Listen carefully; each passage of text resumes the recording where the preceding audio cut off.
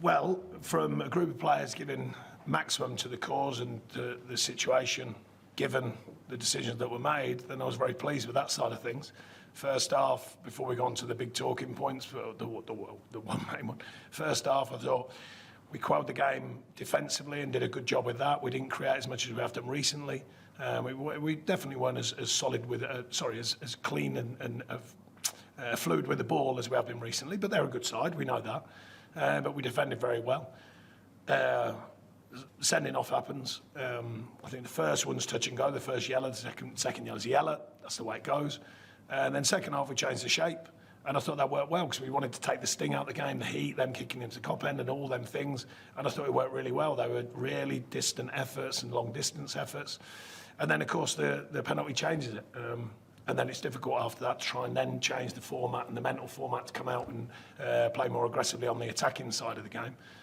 The penalties, look, I mean, I don't like the modern rule of it, but I'm aware of it. You know, it hits your arm, that's it, it's a penalty. I preferred it when it used to be you had to make a deliberate act. I don't think it's a deliberate act, but I'm not crying it in. They're the rules now. You know, it's going to get given.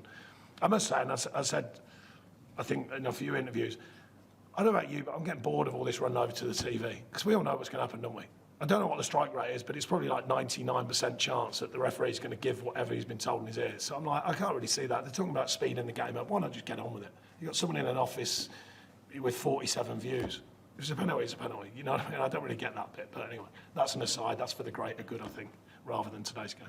At 0-0, though, Konate foul was better, and arguably that's a second yellow.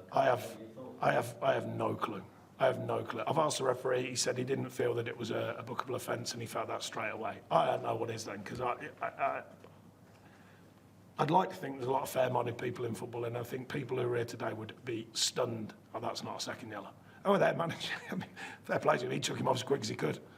You know, he's realised he sort of got away with one there. I imagine he thought that. I don't know, but he couldn't wait to get him off because he thought, nah, he knows, and we know.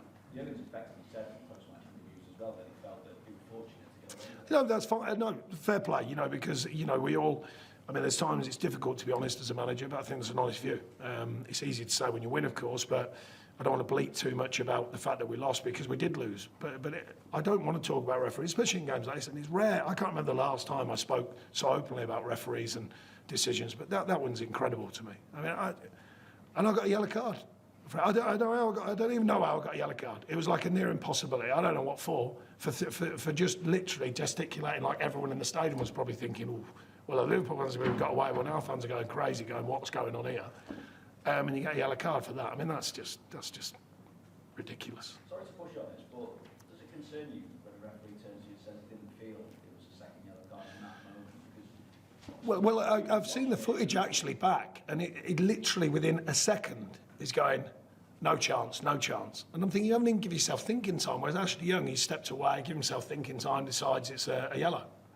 So why did he do that with that? Because if he gives himself 10 seconds, I bet you any minute he goes, oh, it's got to be yellow. It's got to go off. I mean, I'll be amazed if there's anyone out there who thinks that wasn't a yellow.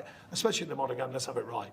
You can touch someone on the shoulder and the legs buckle and you get a penalty or a yellow or whatever the moment is. So it's just bizarre to me that. You're expecting an apology from PGMOL at some point? I'm not really bothered about it. It doesn't change the outcome, does it? The outcome needs changing at the second it happens. This is why I must say I don't agree with the VR rules on these things like this. I didn't agree with it early season, so I think I'm being consistent. When Michael Keane scored a goal and the keeper drops the ball, I didn't agree with it then because the rule was because it hasn't put it in the net or whatever the rule is. You know, he blows and he can't give it.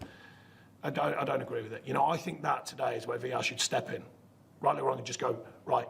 No, yellow. Just go yellow, yellow, yellow. Even if he's not give it, because that's really what VR in a game like this of this magnitude. I believe VR should be there to correct things like that today.